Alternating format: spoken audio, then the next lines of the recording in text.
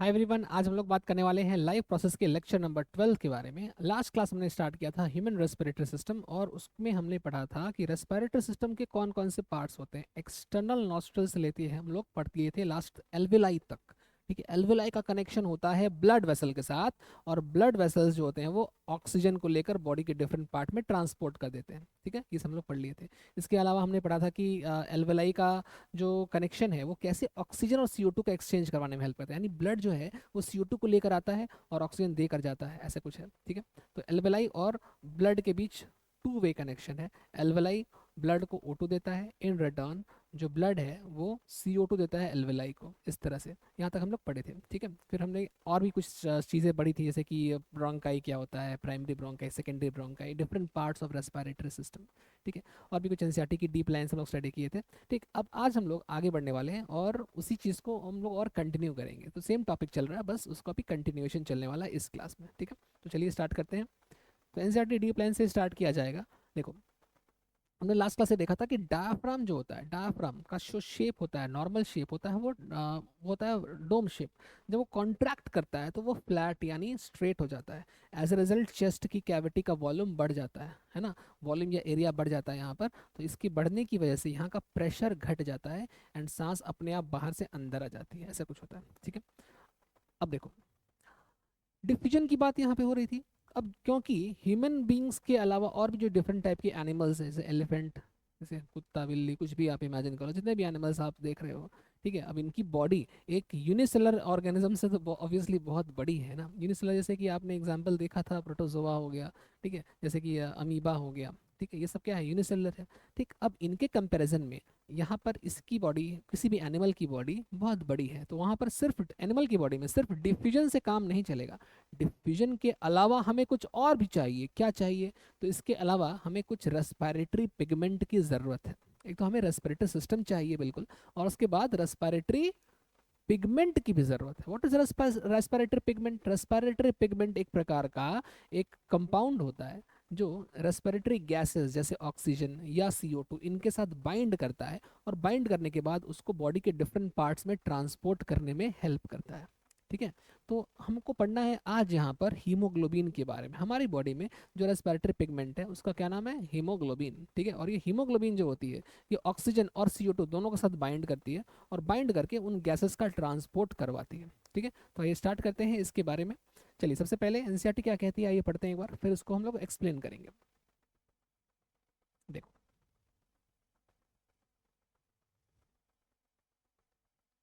तो देखो, ध्यान से देखना। सबसे पहले, when the body size of animals is large, body size कैसा है? लार्ज है। तो बॉडी साइज के लार्ज होने की वजह से सिर्फ डिफ्यूजन के प्रेशर से ये रेस्पिरेशन का काम नहीं हो पाएगा, तुमको कुछ और भी चाहिए। ठीक है, तो वही लिख रहा है कि सिर्फ डिफ्यूजन से काम नहीं चलेगा। Diffusion pressure alone can not take care of oxygen delivery to all parts of the body. सिर्फ डिफ्यूजन प्रेशर से हमें ऑक्सीजन का ट्रांसपोर्ट करने में मुश्किल आएगी, सिर्फ डिफ्यूजन की हेल्प से हम ऑक्सीजन ट्रांसपोर्ट नहीं कर सकते। ठीक है, इंस्टेड इसके इसके बदले हम क्या कर सकते हैं? तो respiratory pigments take up oxygen. तो यहाँ पे रेस्पिरेटरी पिगमेंट का कंसेप्ट आता है। ठीक है, तो रेस्पिरेटरी पिगमेंट एक प्रकार का कलरफुल सब्सटेंस होता है जो रेस्पिरेशन में हेल्प करता है। ठीक है, take up oxygen from the air, हवा से ऑक्सीजन लेता है, और लेने के बाद लंग्स से उठाता है उसको, और फिर इसको पूरे बॉडी के डिफरेंट टिश्यूज तक ले जाता है। अब याद करो, लास्ट क्लास हमने पढ़ा था कि नाक के थ्रू हम सांस अंदर खींचते हैं, और ये सांस अंदर जाती है नेजल पैसेज से, फिर फेरिंग्स, लैरिंग्स, है ना, फिर ट्रैकिया, ट्रैकिया के बाद primary bronchi, secondary bronchi, tertiary bronchi, याद आ रहा है? टर्शरी ब्रोंकाई के बाद ब्रोंक्यूल्स, फिर एल्विलाई। एल्विलाई के ठीक नीचे से एक ब्लड वेसल जा रहा है। तो एल्विलाई का में ऑक्सीजन जो आया है, जो हवा में ऑक्सीजन था, वो अभी एल्विलाई में पहुंच गया, और एल्विलाई से वो ट्रांसफर हो जा रहा है कहाँ पर? ब्लड वेसल के अंदर, है ना।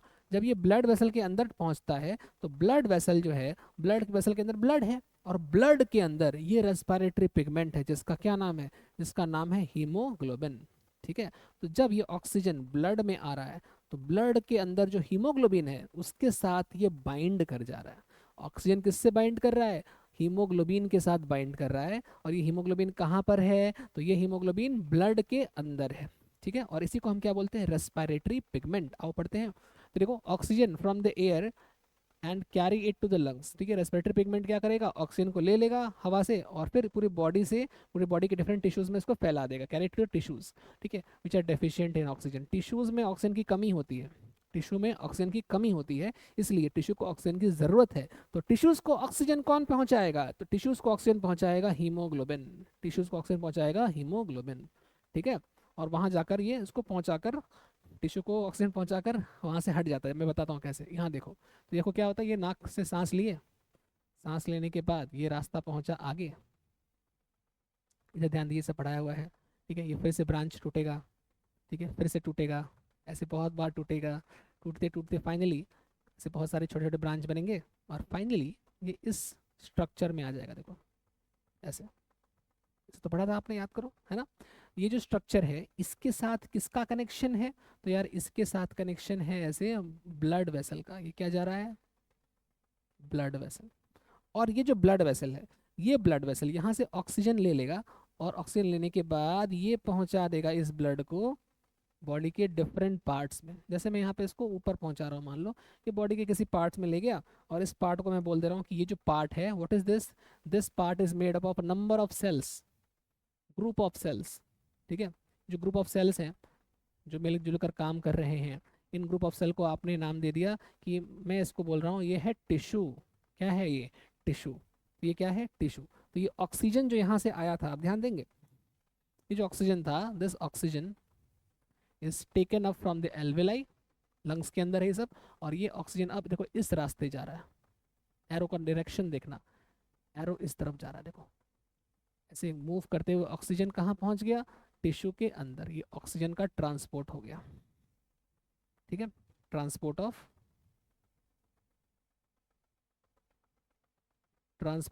O2, O2 का ट्रांसपोर्ट हो गया सेल के अंदर, टिश्यू के अंदर। बात समझ में आ गई।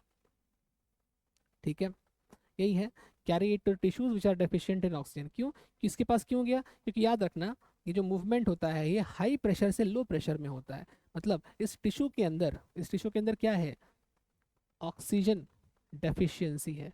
व्हाट इज डेफिशिएंसी, डेफिशिएंसी माने कमी। ठीक है, यहाँ पे ऑक्सीजन कम है जबकि इधर ऑक्सीजन ज़्यादा है, इसलिए मूवमेंट हाई कंसंट्रेशन या हाई प्रेशर से लो प्रेशर की तरफ हो रही है। ठीक है, यहाँ पर क्या है, हाई प्रेशर ऑफ किसका, ऑक्सीजन, और यहाँ क्या है, लो प्रेशर, क्योंकि डेफिशिएंसी है तो ऑक्सीजन का प्रेशर या अमाउंट क्या है, कम है, लो प्रेशर ऑफ O2। इसलिए मूवमेंट हमेशा हाई प्रेशर से लो प्रेशर की तरफ होता है। इस तरह से ये जो हम सांस लेते हैं ये इस तरह से नेजल के पैसेज से होता हुआ फेरिंग्स, लैरिंग्स, ट्रेकिया, ठीक है, primary bronchi, secondary bronchi, tertiary bronchi, initial bronchial, terminal bronchial, करते करते करते एल्वेलाई, एल्वेलाई से होता हुआ ब्लड, ब्लड से होता हुआ टिश्यू में पहुंच जाता है। ठीक है, वही लिखा है। ओके, यहाँ तक कोई डाउट है, देख लीजिए फटाफट। ठीक, और वहां जाकर ये इस ऑक्सीजन को रिलीज कर देता है। देखो ऑक्सीजन यहाँ रिलीज हो गया, वही लिखा है कि बिफोर रिलीजिंग इट, यहाँ पे जाकर रिलीज हो जाता है। ओके, आगे बढ़ जाओ। तो in human beings the respiratory pigment जिसकी बात हम लोग कर रहे हैं इज हीमोग्लोबिन। इसका क्या नाम है, हीमोग्लोबिन। ठीक है, तो यहाँ पे जो ब्लड है ना, ब्लड के अंदर, इस ब्लड कंटेन्स, इस जो ब्लड है यहाँ पर, ब्लड के अंदर क्या है, blood contains haemoglobin, contains respiratory pigment, blood contains respiratory pigment, pigment called, क्या नाम है इसका, इसका नाम है हीमोग्लोबिन। ठीक है, इसका नाम है haemoglobin, which has a very high affinity for oxygen. मतलब ये ऑक्सीजन से बाइंड करने की क्षमता रखता है, ये बहुत, इसको बहुत मन है ये ऑक्सीजन से बाइंड करे। ठीक है, ये बहुत जल्दी ऑक्सीजन से बाइंड कर लेता है, it has a high affinity for oxygen. ठीक है, this pigment is present in the red blood corpses. ये कहाँ पे होता है, ब्लड के अंदर होता है। ब्लड के अंदर आप पढ़े हो ना, ब्लड के अंदर RBC होता है। ठीक है, ब्लड के अंदर RBC, WBC सब होता है, हम पढ़ेंगे हम लोग आज। ठीक है, ये सब है, आज नहीं आगे पढ़ेंगे, जब हम लोग सर्कुलेटरी सिस्टम पढ़ेंगे तो वहाँ देखेंगे कि ब्लड के अंदर RBC, WBC ये सब होता है। अभी के लिए आप जान लो कि हमारे ब्लड में अंदर कुछ सेल्स होते हैं। ठीक है, हमारे ब्लड में कुछ सेल्स होते हैं, कुछ ब्लड सेल्स का नाम है रेड ब्लड सेल, जो लाल कलर के होते हैं। कुछ रेड रेड ब्लड सेल्स के अलावा कुछ वाइट कलर के भी होते हैं, उनको बोलते हैं वाइट ब्लड सेल्स या WBC। ठीक है, वही सब है। तो यहाँ पे जो पिगमेंट है ना, ये हीमोग्लोबिन पिगमेंट, ये किसके अंदर होता है? आरबीसी के अंदर होता है। ठीक है, आगे देखो, carbon dioxide is more soluble in water than oxygen. ठीक है, कार्बन डाइऑक्साइड जो होता है वो वाटर में ज़्यादा घुल सकता है, ऑक्सीजन थोड़ा कम घुलता है, ऑक्सीजन भी घुलता है बट कंपेरेटिवली लेस घूमता है। ज़्यादा कौन घुलता है अच्छे से? अच्छा अच्छा घुलता है यहाँ पर CO2।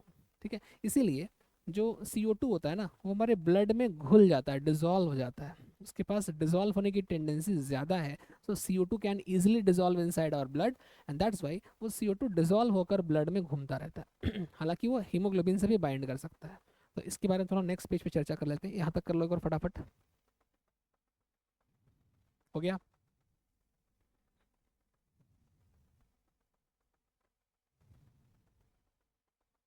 चलो आगे बढ़ते हैं।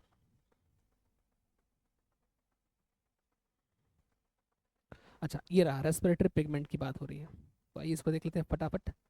देखिए, तो रेस्पिरेटरी पिगमेंट में सबसे पहला point, haemoglobin is a red coloured pigment. ठीक है, हीमोग्लोबिन लाल कलर का होता है।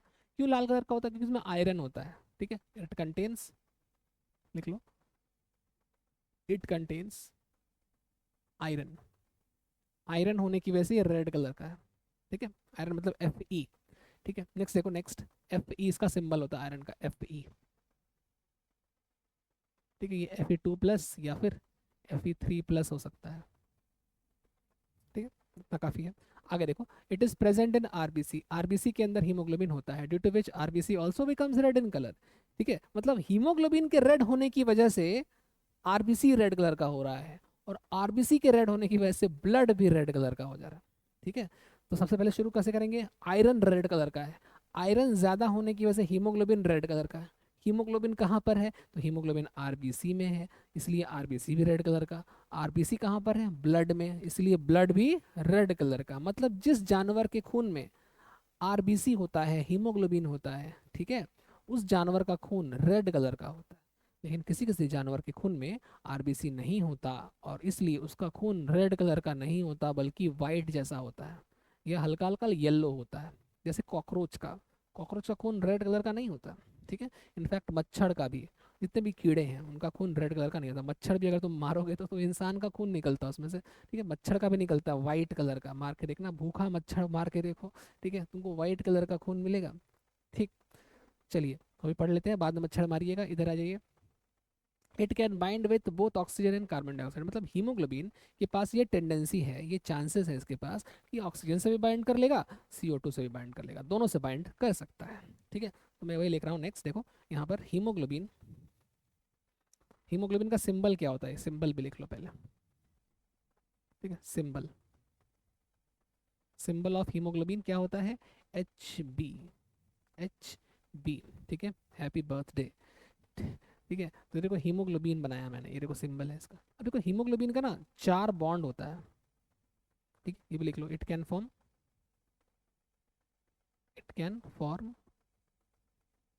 4 बॉन्ड्स। ठीक है, ये 4 बॉन्ड्स बना सकता है।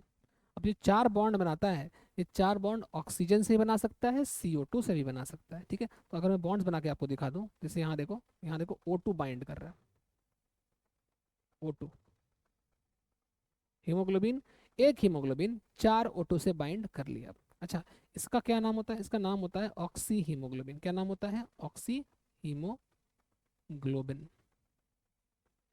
जब ऑक्सीजन और हीमोग्लोबिन जुड़ जाते हैं तो क्या नाम पड़ेगा? ऑक्सी हीमोग्लोबिन, बड़ा सिंपल सा नाम है। ठीक है, सिमिलरली अगर हम हीमोग्लोबिन की बाइंडिंग कार्बन डाइऑक्साइड से करा दें, ठीक है, हालांकि कार्बन डाइऑक्साइड ब्लड के अंदर डायरेक्टली घुल जाता है, ब्लड के वाटर में, ब्लड में पानी है ना, तो ब्लड के अंदर जो पानी है उसके साथ CO2 घुल सकता है, बट इसके इसके अलावा apart from that CO2 can also bind with haemoglobin, CO2 haemoglobin से भी बाइंड कर सकता है। ठीक है, तो अगर CO2 हीमोग्लोबिन से बाइंड किया तो ऐसे करेगा जैसे O2 कर रहा था, वैसे ये भी करेगा।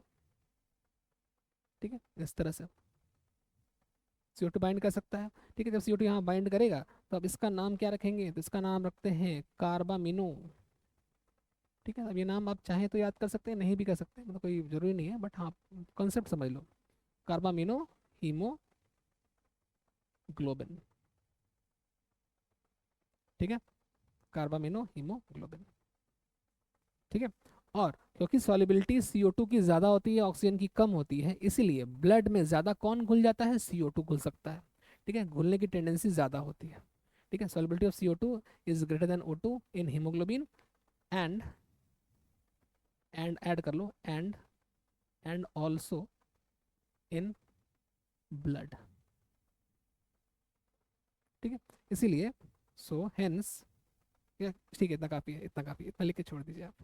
ठीक है, इतना लिखिए और कॉपी करके आगे बढ़ते हैं। कॉपी करिए, हटाइए, हो गया। चलो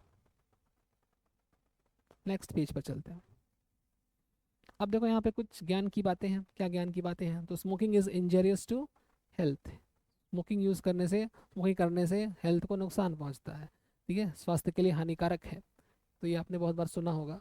फिर भी जो लोग स्मोकिंग करते हैं वो करते ही रहते हैं, उनको फ़र्क नहीं पड़ता, मुझे फ़र्क नहीं पड़ता।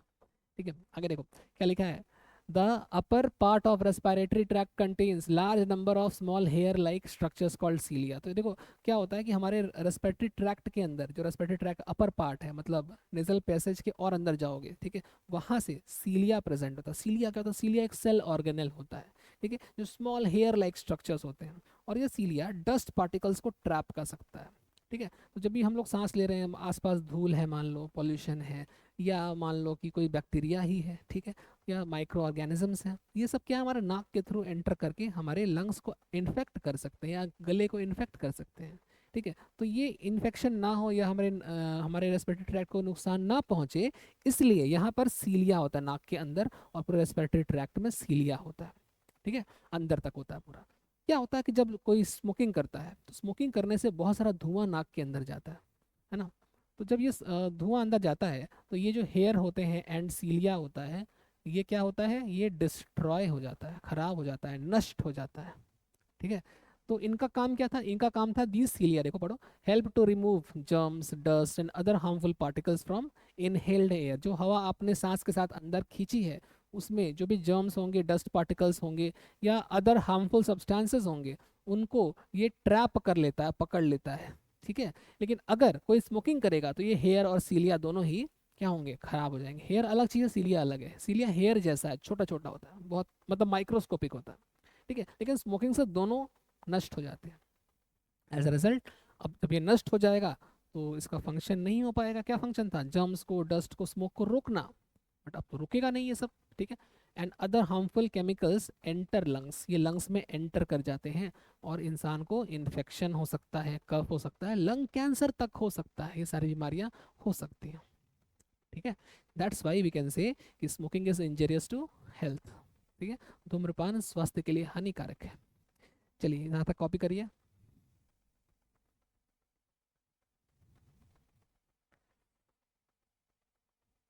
चलिए आगे बढ़ते हैं। नेक्स्ट देखो, say no to tobacco and its products. तो टोबैको, ये भी, इनको भी आपने देखा होगा।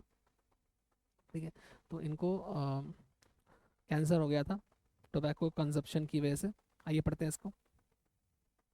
देखो, the consumption of tobacco directly और एनी प्रोडक्ट ऑफ टोबैको, जैसे कि सिगार, सिगरेट्स, बीड़ी, हुक्का, गुटखा भी, सब कुछ, सबके अंदर टोबैको होता है।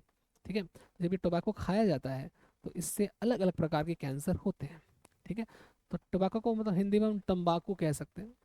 ठीक है, consumption of tobacco must most commonly affects the, कहाँ कहाँ अफेक्ट कर सकता है, कहाँ कहाँ नुकसान पहुंचा सकता है ये? तो टंग में, लंग्स में, हार्ट में और लिवर में। ठीक है, ये सारे पार्ट्स अफेक्टेड होते हैं। ठीक है, tobacco also causes heart attacks, इसके अलावा टोबैको हार्ट अटैक्स कर सकता है, स्ट्रोक कर सकता है। ठीक है, स्ट्रोक मतलब नस फट जाती है, हो सकता है दिमाग की नस फट जाए तो उसको ब्रेन स्ट्रोक बोलेंगे। हार्ट के जो आर्टरीज हैं वो अगर फट जाए, वहाँ क्लॉटिंग हो जाए, ठीक है, तो उसको हम कार्डियक का स्ट्रोक बोल सकते हैं, हार्ट स्ट्रोक या कार्डियक स्ट्रोक बोल सकते हैं। ठीक है, ऐसे ही पल्मनरी डिजीजेस हो सकती हैं, लंग्स की डिजीज। पल्मनरी वर्ड लंग्स के लिए एसोसिएटेड है, जहाँ भी लंग्स वर्ड आता है साथ में आप पल्मनरी को भी जोड़ सकते हो। पल्मनरी का मतलब ही होता है लंग्स। ठीक है, तो पल्मनरी का मतलब ही होता है लंग्स। ओके, इसके अलावा सेवरल फॉर्म्स ऑफ कैंसर, जैसे डिफरेंट टाइप्स के कैंसर, जैसे oral cancer, oral cavity cancer मतलब जैसे कि माउथ का कैंसर, माउथ के अंदर के कैंसर, ठीक है। ऐसे ही थ्रोट कैंसर, गले का कैंसर, ठीक है। लंग कैंसर, ठीक है, फेफड़े का कैंसर, लंग कैंसर, ये सब डिफरेंट टाइप के कैंसर जो होते हैं वो टोबैको को यूज करने की वजह से हो सकते हैं, ठीक है। इसके अलावा देखो, there is a high incidence of oral cancer in India due to chewing of tobacco in the form of गुटखा। तो गुटखा बहुत फेमस है, बहुत ऐड भी आता है उसका, ठीक है। सबको पता है कि कौन सा ऐड आता है। तो ये गुटखा वगैरह खाकर भी, क्योंकि गुटखा मतलब सुपरस्टार लोग भी आजकल गुटखा का प्रचल मतलब प्रचार कर रहे हैं, ऐड कर रहे हैं, तो इससे जो आम जनता है उसको ऐसा लगता है कि चलो जब सुपरस्टार खा रहा है तो मैं भी खाता हूँ, हालांकि वो लोग नहीं खाते बट आम जनता खाती है। और इस गुटखा के अंदर भी बहुत सारा मतलब इस चांसेस है कैंसर होने का। इसको इसको अगर यूज़ करेंगे, इसको कोई खाएगा तो इससे भी कैंसर होने के चांसेस है। थ्रोट कैंसर या माउथ कैंसर, ओरल कैंसर, ये सब हो सकता है, ठीक है। टंग कैंसर भी हो सकता है। जैसे ये इनको हुआ था तो फिर ये नहीं बचे। ऐसे ही यहाँ पर जब स्मोकिंग कोई करता है तो उसको जो सिगरेट का पैक मिलता है, पैकेट मिलता है, उस पर भी वार्निंग दिया था, यहाँ पे उसको थ्रोट कैंसर हो रखा है, ठीक है। और भी डिफरेंट टाइप का कैंसर है, ये जानबूझकर दिखाया जाता है कि देखो भैया तुम इसको यूज़ कर रहे हो, तुम्हें ये सब होने के चांसेस हैं, इसको मत यूज़ करो, ठीक है। फिर भी लोग बोलते हैं मरना तो एक दिन है ही, हालांकि ऐसे नहीं मरना चाहिए, है ना। तो फिर ठीक है, वैसे जिसको करना है वो तो करेगा ही, तो मानेगा नहीं। बट आप लोग प्लीज़ इस सबसे दूर रहें, ठीक है, क्योंकि यही उम्र होती है सब में फंसने की, ठीक है। तो प्लीज़ कॉपी करिए फिलहाल तो अभी, और फिर हम लोग आगे बढ़ते हैं। हो गया, चलो।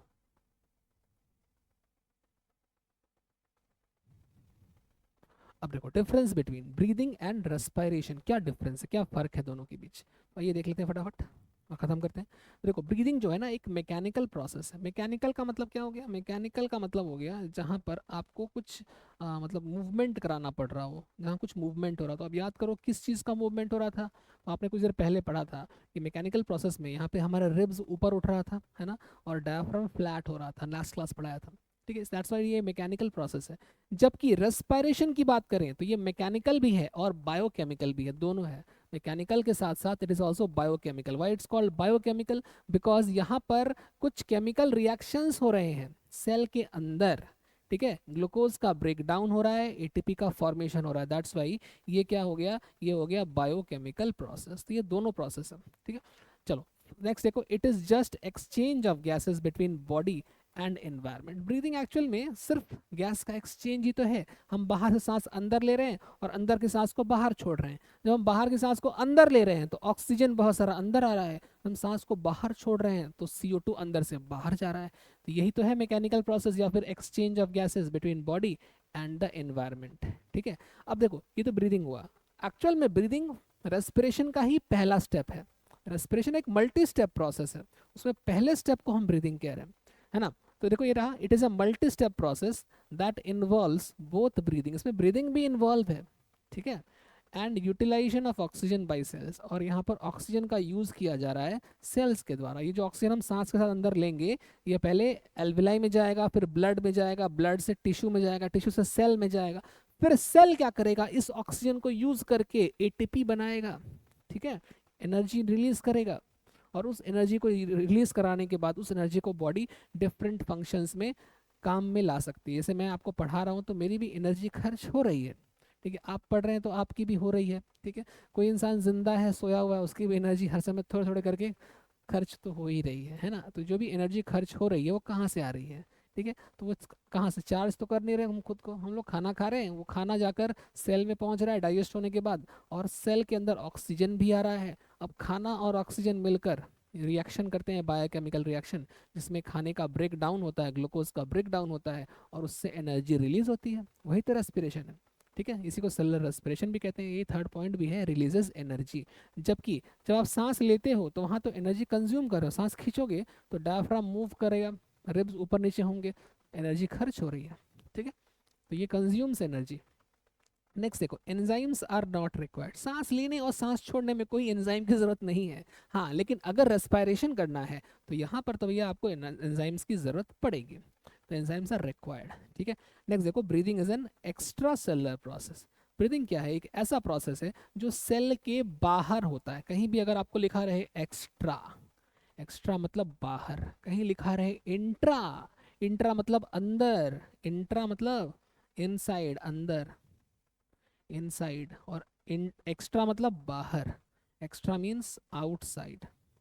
अब इसको तोड़कर पढ़ो, outside cell, extracellular, outside the cell. तो सांस ले रहे हो या छोड़ रहे हो तो उसमें सेल इन्वॉल्व नहीं हो रहा है, सेल के बाहर सांस ले रहे हो, सांस छोड़ रहे हो, मतलब सेल के अंदर नहीं जा रहा हवा, ठीक है। लेकिन जब रेस्पिरेशन की बात आप कर रहे हैं तब वहाँ पे ऑक्सीजन सेल के अंदर भी घुस रहा है और सांस लेते वक्त एक्स्ट्रा सेलुलर भी है, क्योंकि ब्रीदिंग भी रेस्पिरेशन का ही पार्ट है।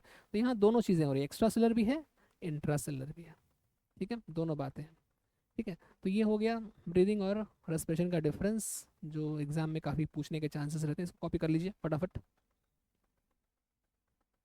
ठीक है, हो गया। तो नेक्स्ट देखो, यहाँ पे होता है ब्रीदिंग और एक्सचेंज ऑफ गैसेस समाप्त। अब रेट ऑफ ब्रीदिंग थोड़ा सा हम पढ़ लेते हैं 2 मिनट में और ख़त्म करते हैं क्लास को। तो देखो फटाफट, तो rate of breathing is the number of breaths we take per minute. 1 minute में हम कितना सांस ले रहे हैं और छोड़ रहे हैं, उसी को क्या बोलते हैं, रेट ऑफ ब्रीदिंग, ठीक है। अब जैसे एडल्ट्स की बात करें, जैसे कि एडल्ट मतलब 18+, या इवन अगर हम बायोलॉजिकली बोले तो 16+ को भी हम एडल्ट मान सकते हैं, 13+ भी बोल सकते हैं, प्यूबर्टी के बाद भी बोल सकते हैं, बट यस 18+ बोलो फिलहाल के लिए, ठीक है। तो एडल्ट्स में ये कितना होता है, तो ये होता है 12 to 16 times per minute. Adults में इतना होता है पर मिनट, ठीक है, in adult, but higher in children, बच्चों में ज़्यादा होता है। जैसे नया बच्चा कोई है, जैसे मान लो न्यू बॉर्न है अगर, तो न्यू बॉर्न में मैं यहाँ लिख देता हूँ, जैसे यहाँ लिख देता हूँ मैं, तो न्यू बॉर्न के अंदर, न्यू बॉर्न मतलब जो अभी भी जन्मा है, या 1 साल, मतलब अभी जन्मा है और 1 साल के अंदर तक, ठीक है, मान लो 8 महीने का बच्चा, 9 महीने का बच्चा, 10 महीने का बच्चा, 11 महीने, 12 महीने, 1 साल, पहला बर्थडे उसका है, तब तक उसकी जो सांस की रेट होगी बहुत तेज़ होती है। अभी तुम नोटिस करना, हमारे आसपास कहीं छोटा बच्चा हो घर में, तो 30 से 60 के बीच होती है, बहुत तेज़ी से सांस लेता है, हार्ट बीट भी तेज़ होती है उसकी, ठीक है। अगर हम थोड़ा सा और टॉडलर की बात करें, थोड़ा सा उससे बड़ा बच्चा जो होता है, ठीक है, तो उसमें जो होती है यंग चाइल्ड बोल लो, बट न्यू बॉर्न नहीं है, यंग चाइल्ड में ये वैल्यू 25 से 40 के बीच चली जाती है, ठीक है। और थोड़ा सा अगर थोड़ा सा मतलब तुम्हारी एज का है तो लगभग इसके आसपास रहेगा, 12 से 20 के बीच रहेगा, ठीक है। एल्डर चाइल्ड बोल दो या ओल्डर चाइल्ड, एल्डर नहीं बोलेंगे, ओल्डर ही बोलते हैं, ठीक है। थोड़ा सा उम्र दराज बच्चा, ठीक है, ओल्डर चिल्ड्रन या चाइल्ड, इनके अंदर कितनी होती है, ये अडल्ट के आसपास ही होती है, 12 से 20 के आसपास, ठीक है। तो हम अडल्ट का जनरली 12 से 16 के बीच मानते हैं, 12 से 20 भी कहीं कहीं लिखा रहता है। अब ये वेरिएबल भी होता है, देखो अलग अलग लोगों का अलग अलग हो सकता है, जो स्मोकिंग करता है उसका और भी ज़्यादा हो सकता है, ठीक है। अच्छा, the rate of breathing is controlled by a part of our brain, हमारे ब्रेन का एक हिस्सा है जो लंग्स को कंट्रोल कर सकता है, रेट ऑफ ब्रीदिंग कंट्रोल कर सकता है, उसका नाम आप याद कर लो, उसका नाम है मेडुला ऑब्लोंगाटा, मेडुला ऑब्लोंगाटा, नाम याद कर लो, ये ब्रेन से कंट्रोल होता है, ठीक है। हाँ, बट ये ऐसा नहीं है कि आप अपनी इच्छा अनुसार मेडुला को कंट्रोल कर लो, ये इनवॉलेंट्री होता है। कैसा होता है, इनवॉलेंट्री, ठीक है, इतना काफ़ी है। चलो इसको कॉपी कर लो, यहाँ पे हो गया रेट ऑफ ब्रीदिंग कंप्लीट, हो गया।